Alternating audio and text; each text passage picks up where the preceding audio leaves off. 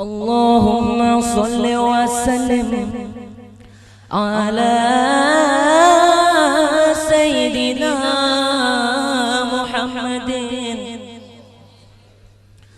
وعلى آل سيدنا محمد.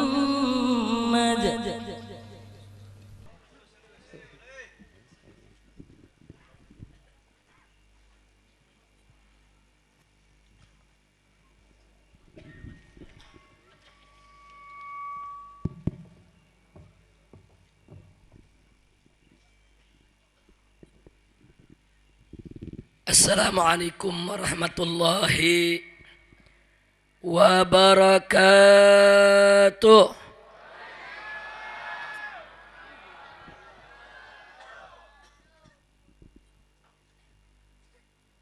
Bismillah walhamdulillah wala hawla wala quwwata illa billah. Ashhadu an la ilaha illallah wahdahu la syarika lah wa ashhadu anna sayyidana Muhammadan abduhu wa rasuluh la nabiyya ba'dah.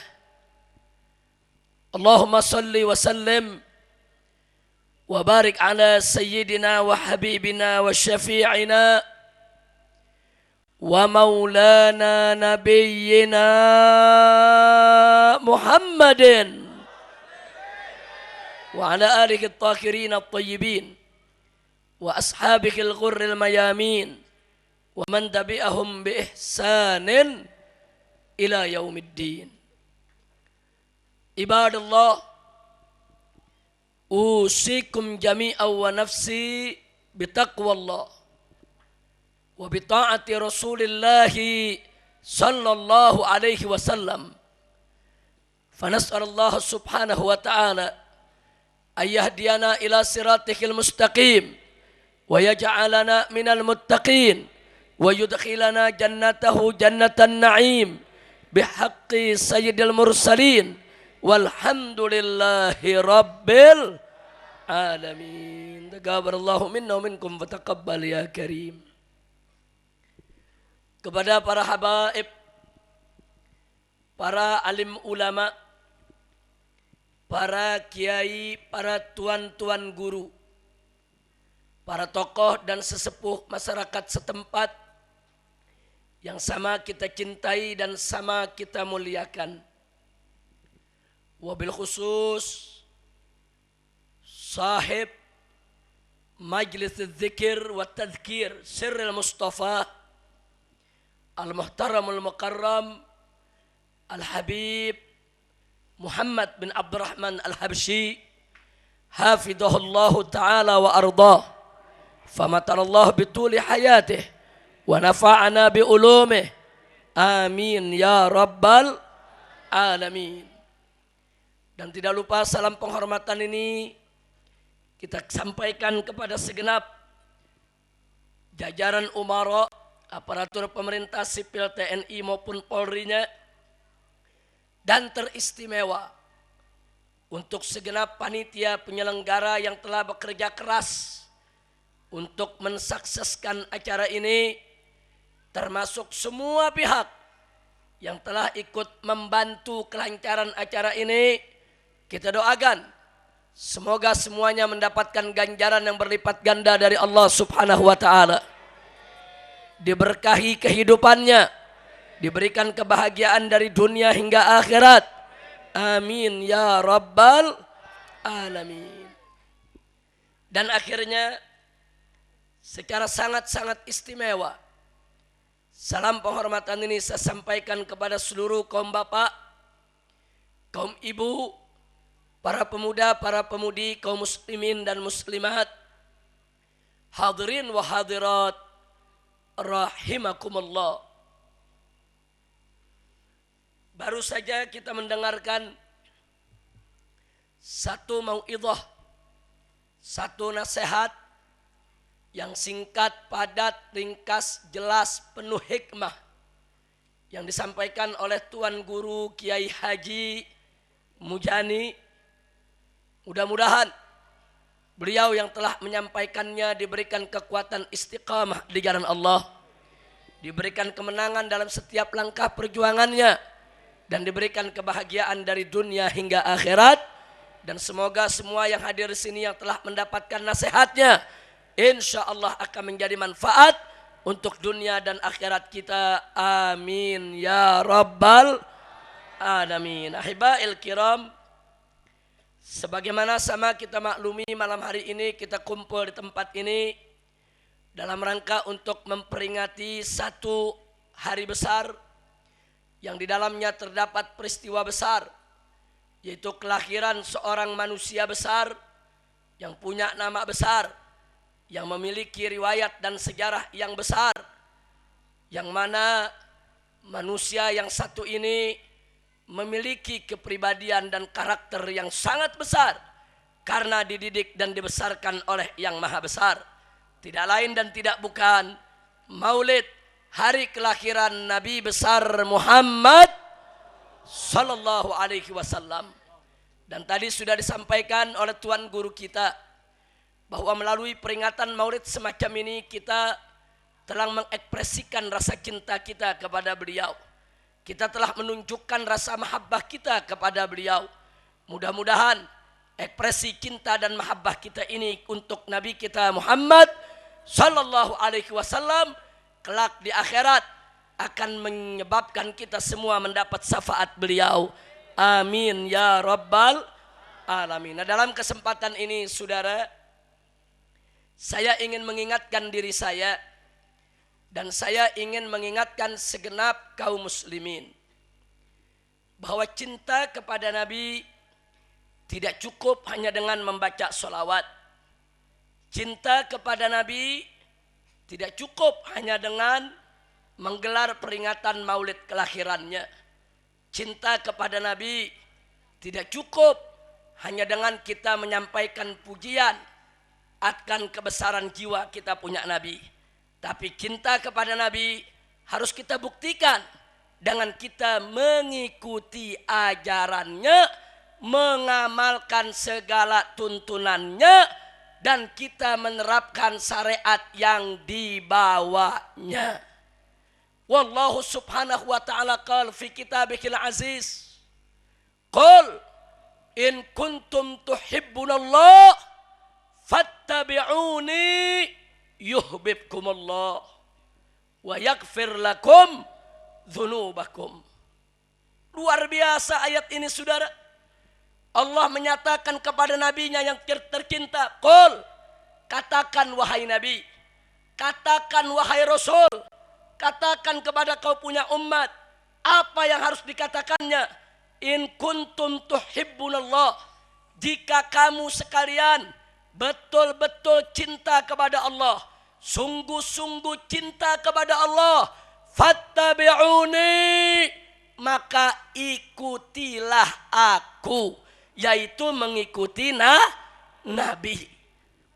Jadi saudara, syarat cinta kepada Allah wajib untuk ikut kepada Nabi saudara. Jadi siapapun yang mengaku cinta kepada Allah, cinta kepada Rasulullah, kalau dia tidak ikuti ajaran Nabi, kalau dia tidak mau menerapkan syariat Nabi, kalau dia tidak mau menjalankan tuntunan Nabi, dusta kalau dia cinta kepada Allah dan Rasulnya. Maka itu pada malam hari ini saya ingin mengajak semua yang ada di sini, ayo tancapkan niat dalam diri kita, bulatkan tekad kita ke depan. Jangan coba-coba lagi kita untuk menyepelekan segala ajaran, tuntunan, syariat yang dibawa oleh Nabi kita Sayyiduna Muhammad sallallahu alaihi wasallam. Sebab zaman sekarang ini saudara, aliran-aliran sesat pun ngaku cinta Nabi. Aliran-aliran sesat pun ngaku mahabbah kepada Nabi. Aliran-aliran sesat pun mengaku memuji Nabi. Karena itu saudara, kita harus buktikan cinta kita bukan hanya sekedar pengakuan, bukan hanya dengan sekedar pujian, bukan hanya sekedar dengan peringatan maulid atau pembacaan sholawat, tapi harus kita buktikan dengan menjalankan segala ajarannya. Insya Allah. Makanya tadi dengan luar biasa guru kita bagaimana mengajak kita, jangan teriak cinta kepada Nabi kalau kita nggak sholat. Jangan teriak kita cinta kepada Nabi kalau kita nggak menjalankan ajarannya. Mudah-mudahan kita semua yang hadir di sini termasuk umat Nabi yang selalu ingin menjalankan ajarannya.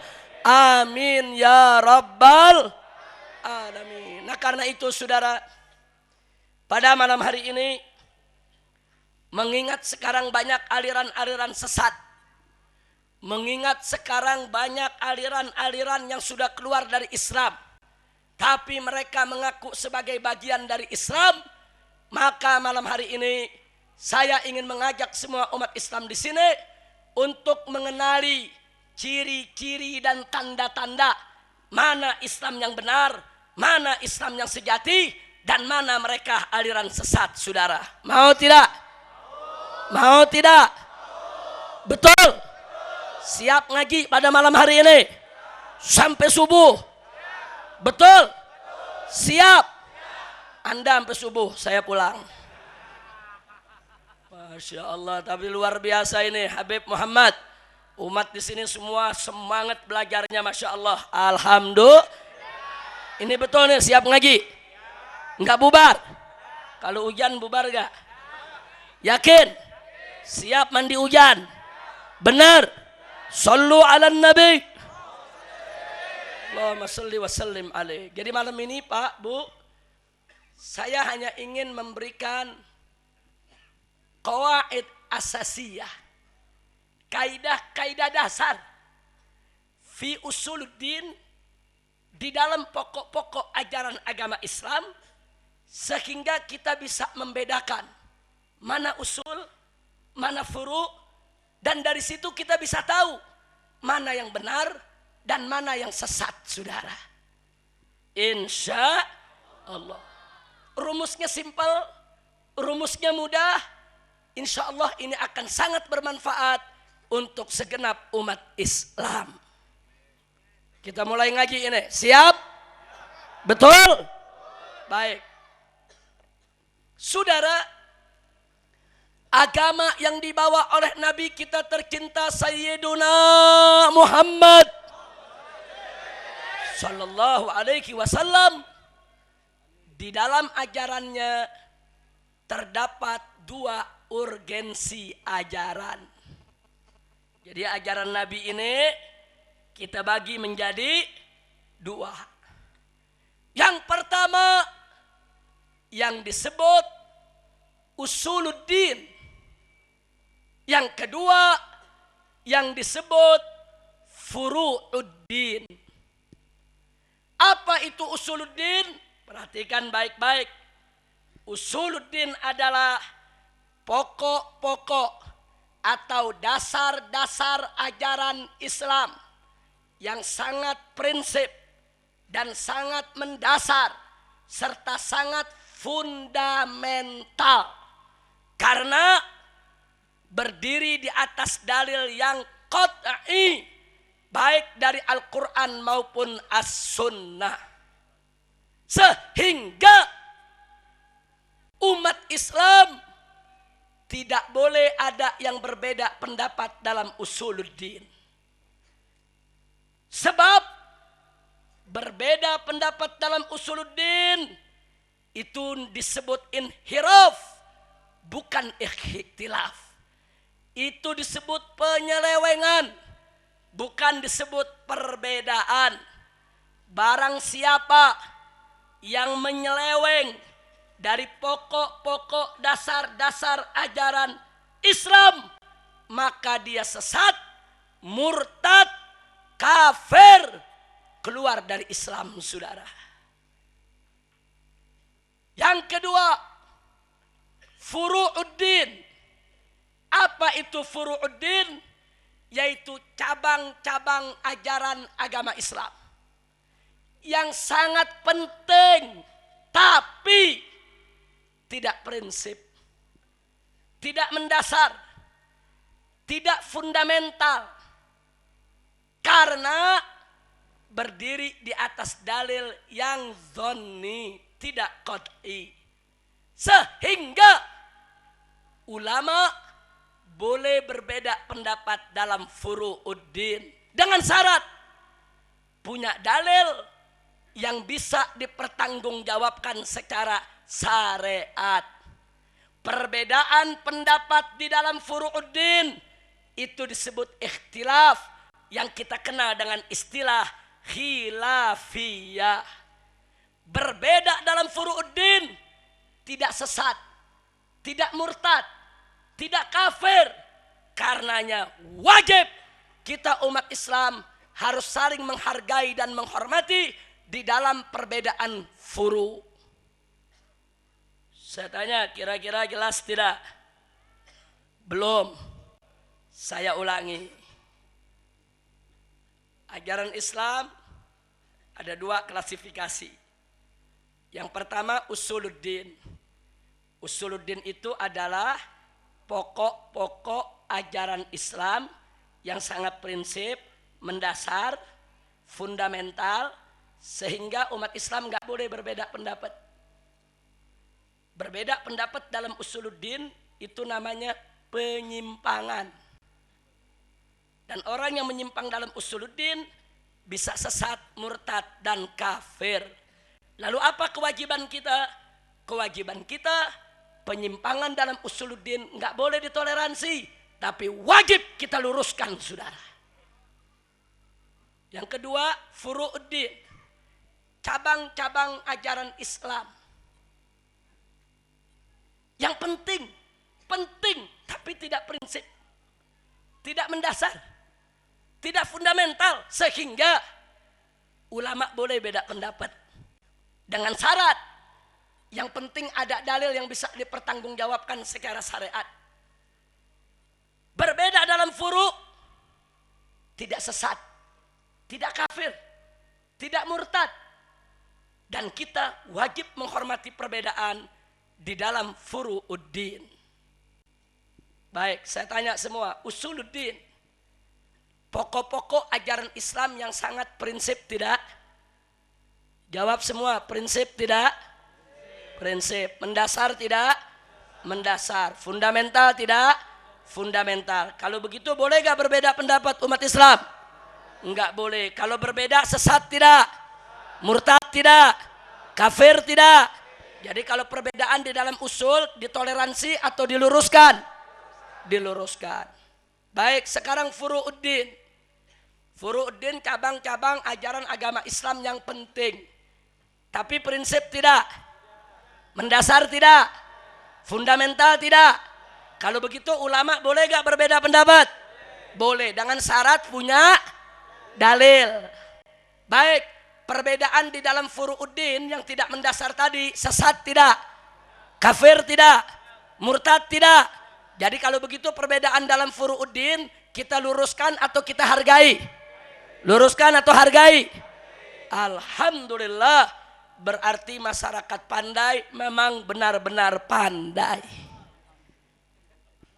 Saya maklumi kalau ini agak sedikit berat. Ini pelajaran universitas. Anggap ini Anda sedang semester 1. Insya Allah. Jadi apa yang saya sampaikan barusan paham tidak? Betul? Nah kalau gitu Anda semua sudah lulus. Sekarang naik tingkat 2. Nah, pokoknya pulang dari maulid semua jadi sarjana di sini. Amin. Amin. Amin ya Rabbal Alamin. Sekarang di tingkat 2 kita pelajari, saudara, supaya lebih jelas. Kalau kita belajar matematika dikasih rumus nggak pakai contoh, biasanya berat, betul? Sekarang saya kasih contoh, saudara. Kita bicara usuluddin atau disingkat usul.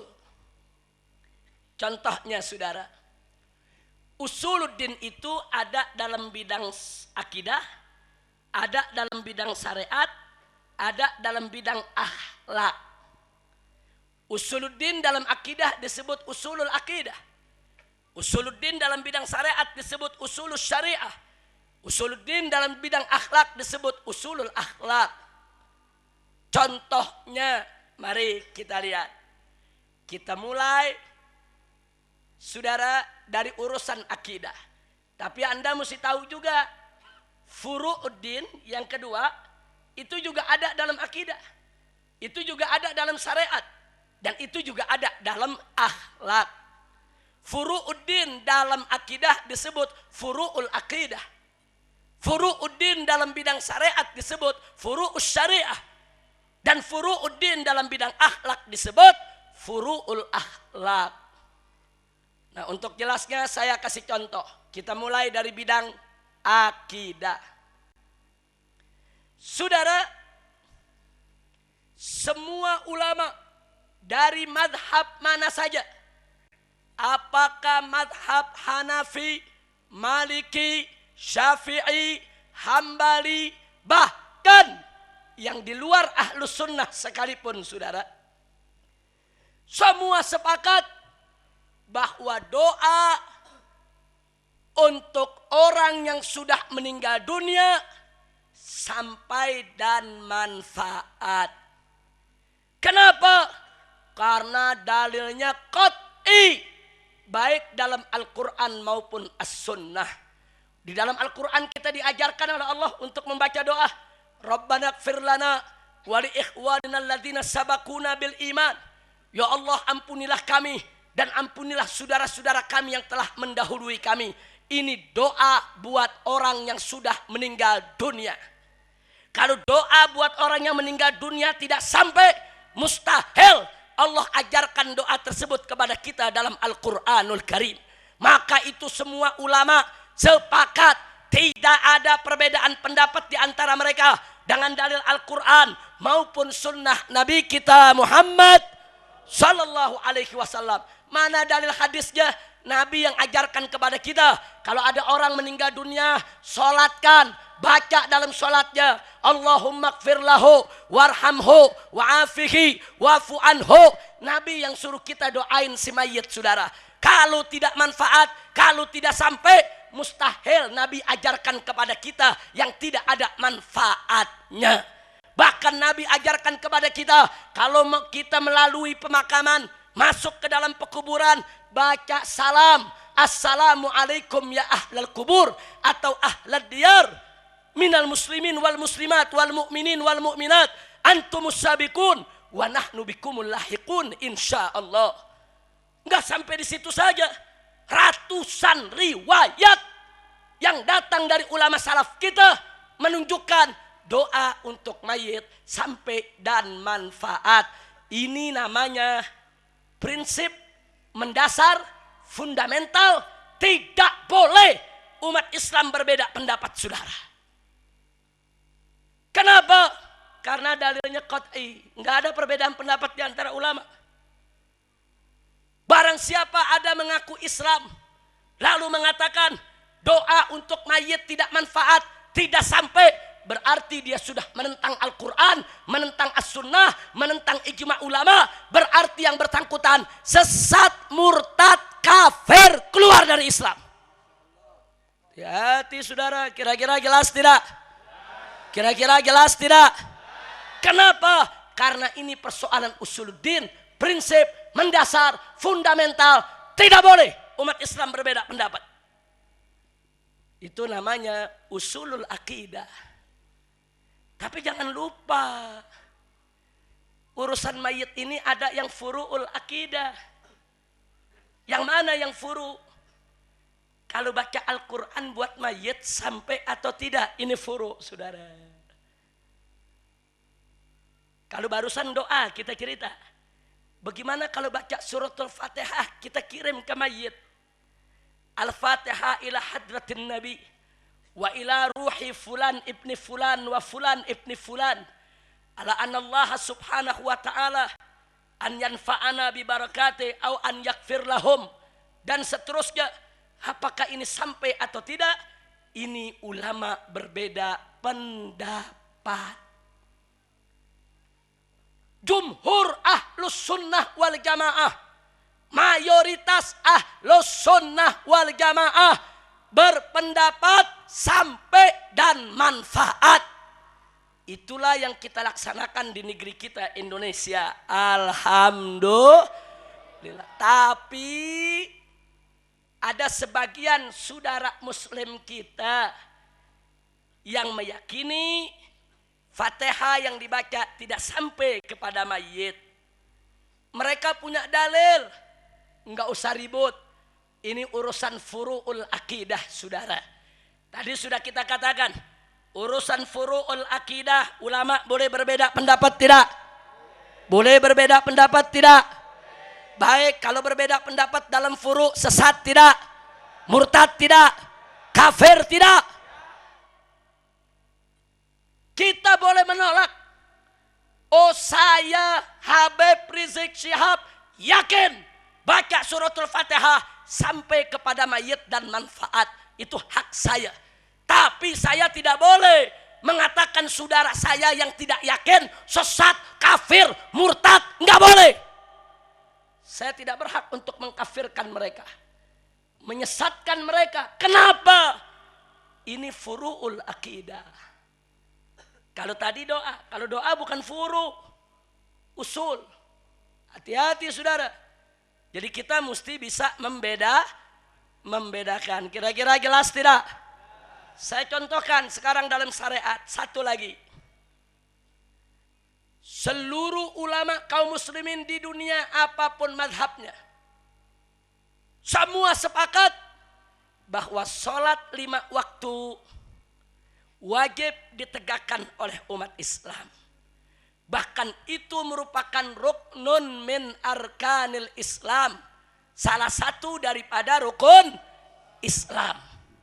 Saudara, saya mau tanya semua yang ada di sini, perhatikan baik-baik. Di dalam Al-Quranul Karim, sangat banyak ayat Al-Quran yang memerintahkan umat Islam untuk menegakkan sholat. Betul? Dalam hadis Nabi banyak hadis memerintahkan umat Islam menegakkan sholat. Betul? Baik saudara. Dalil ini qat'i, tidak ada perbedaan pendapat di antara ulama bahwa sholat 5 waktu wajib dikerjakan oleh setiap muslim. Saya mau tanya, umat Islam wajib menegakkan sholat 5 waktu. Yakin? Yakin? Percaya? Terima? Saya mau tanya, ini persoalan saudara prinsip tidak? Prinsip tidak? Mendasar tidak? Fundamental tidak? Kalau begitu ini furu atau usul? Furu atau usul? Baik, kalau ini usul boleh beda pendapat tidak? Boleh beda pendapat tidak? Kalau berbeda sesat tidak? Murtad tidak? Kafir tidak? Itulah karenanya kalau ada orang mengaku Islam atau organisasi mengaku sebagai organisasi Islam, kemudian mereka mengatakan sholat 5 waktu tidak wajib dijalankan oleh umat Islam, maka mereka sesat, kafir, murtad, keluar dari Islam. Walaupun mereka mengucapkan 2 kalimat syahadat, walaupun mereka puasa Ramadan, walaupun mereka bayar zakat harta mereka, walaupun mereka menunaikan ibadah haji ke tanah suci, walaupun mereka mengatakan beriman kepada Al-Quran, tapi kalau mereka mengatakan sholat 5 waktu tidak wajib, saudara, bukan kewajiban agama, sengaja dia katakan sedemikian rupa, jahidan, dia merubah agama Nabi, orang tersebut sesat, murtad, kafir, keluar dari Islam. Kira-kira jelas tidak? Kita kalau bicara akidah mesti tegas. Akidah bukan ruang abu-abu, saudara. Akidah ini ruang hitam putih. Nggak bisa. Makanya hati-hati. Di Kalimantan Selatan ini ada aliran yang mengatakan sholat cukup ingat saja. Coba lihat saudara. Ada tidak? Ada tidak? Mana orangnya? Ini yang begini nih, lempar ke hutan. Enak, sholat ingat aja ingat. Ini orang yang begini kita kasih makan. Saudara, kan dia bilang enggak, sholat cukup niat aja, ingat selesai. Nah kita kasih makan, begitu dia mau pegang, tampar, jangan, lu ingat aja, lu niatin aja. Itu sekarang taruh nasi depan, dia niatin aja, dia ingat, niat, emang bisa kenyang perut. Sampai budak juga nggak kenyang tuh perut. Betul? Nggak cukup, niat makan, ambil, makan. Saudara, betul? Betul? Harus ada amal. Hati-hati, saya ingatkan kepada anak-anak muda. Ada lagi kelompok di Indonesia ngaku mau diriin negara Islam. Apa dia bilang, saudara? Indonesia sekarang periode Mekah. Selama Indonesia belum jadi negara Islam, maka umat Islam di Indonesia tidak wajib sholat. Ditanya sama murid-muridnya, jadi kapan wajib sholatnya Ustadz? Nanti kalau Indonesia udah jadi negara Islam. Nah kalau nggak jadi Ustadz, ya nggak sholat. Emang orang gila pada saudara. Biar dia tahu, Nabi pada saat beliau berdakwah di Mekah, beliau sudah mendapatkan kewajiban sholat. Walaupun saudara, sebelum tahun 10 Bi'tsah, Nabi belum Isra Mi'raj, belum ada sholat 5 waktu, tapi Nabi sudah diwajibkan oleh Allah sholat 2 rakaat di siang hari, 2 rakaat di malam hari. Siapa bilang sholat itu hanya periode Madinah? Begitu Nabi Isra Mi'raj, pulang dari Isra Mi'raj, Nabi mendapatkan kewajiban sholat 5 waktu, dan itu peristiwanya di Mekah, bukan di Madinah, saudara. Pulang dari Isra Mi'raj, Nabi langsung menegakkan sholat 5 waktu, tidak nunggu besok, tidak nunggu lusa, tidak tunggu negara Islam. Bahkan ketika itu, saudara, Mekah masih dikuasai oleh orang-orang kafir, dikuasai Abu Jahal, dikuasai Abu Lahab, dikuasai Abu Sufyan. Coba kita lihat, tapi Nabi tetap menegakkan sholat. Enak bener. Indonesia ini belum jadi negara Islam, jadi nggak sholat nggak apa-apa. Pala lu bomenyan. Kira-kira jelas tidak? Jelas tidak? Ini aliran-aliran begini di Kalimantan Selatan mesti hati-hati, betul? Jadi kalau ada orang ngaku Islam walaupun dia syahadat, mengatakan sholat 5 waktu tidak wajib, saudara, Islam bukan? Islam bukan? Jadi kalau ada yang ngaku Islam mengatakan sholat 5 waktu tidak wajib, sesat tidak? Murtad tidak? Kafir tidak? Islam bukan? Nah, ini kenapa kita mesti tegas begitu? Ini persoalan usuluddin. Ini persoalan usul. Tapi jangan lupa,